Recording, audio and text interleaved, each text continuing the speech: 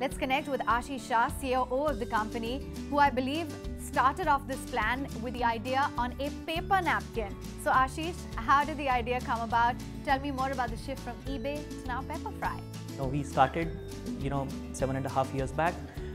Prior to Pepperfry, we were working with a large, multinational e-com company.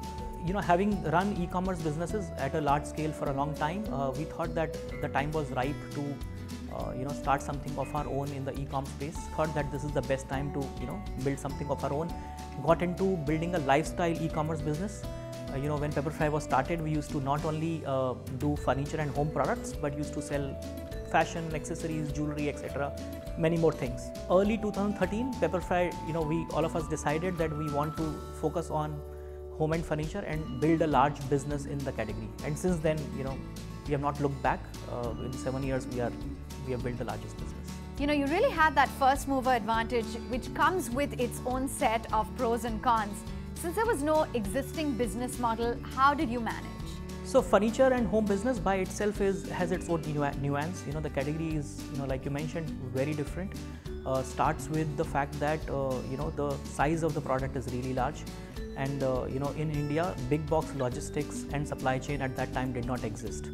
Very early in the business, we realized that along with building a large furniture business, we will also need to build a large logistics business to support it.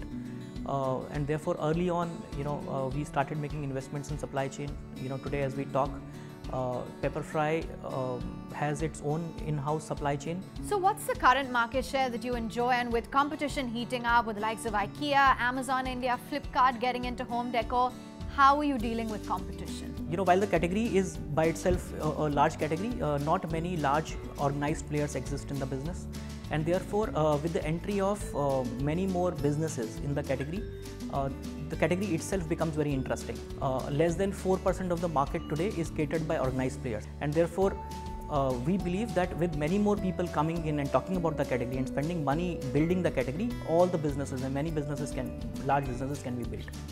When it comes to online furniture and home traffic, we enjoy 55 to 58% of the market share today, which is 3 times as compared to the nearest competitor when it comes to online. When it comes to our offline presence, Pepperfry today owns and operates more stores than any other offline retailer. We have 17 stores in 18 cities. We have 41 stores, and this year we have an ambitious plan to open many more stores. So tell us a little bit more about your financials as well as your milestones going forward. So very clearly, 2019 is going to be the defining year for Pepperfry. We have some really big plans, starting from continuing to expand our omni-channel footprint. Like I mentioned, we are going to open hundreds of studios going ahead, starting this year. Our other big bet is the new offline, bespoke services that we just recently launched. That business is a big bet. It's an $8 billion opportunity. The third area of investment this year is going to be in the area of technology and product. You've got some big investors on board, Norwest, the Goldman Sachs group. So how much have you raised so far, and what are the fundraising plans? Yeah, so from that standpoint, we have been really lucky. We have some really marquee investors on our cap table, starting from Norwest Venture partners to Zodius Capital to Bertelsmann India Investments. We are also Goldman Sachs, first technology investment into India. State Street Capital that invested on us, in early this year. Pepperfry is their first India investment. And therefore, we have been fortunate to have really great bunches of people on our board, and we stand to gain a lot from them.